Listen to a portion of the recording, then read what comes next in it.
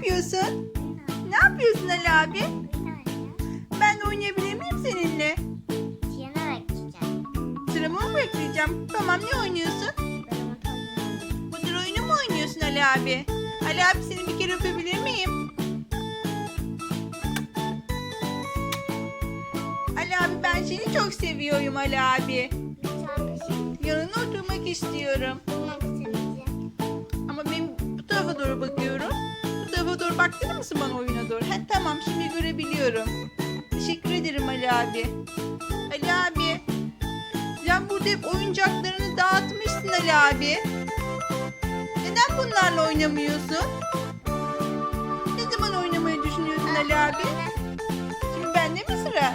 Tamam, hadi bana göstersen, oynat bana. Tamam, oynayalım beraber seninle. Nasıl oynuyoruz? Çok güzel oynuyoruz. Teşekkür ederim Ali abi. Ali abi, arkadaşlarımıza bay bay yapalım mı? Hoşçakalın arkadaşlar. Biz Ali abimle oyun oynayacağız.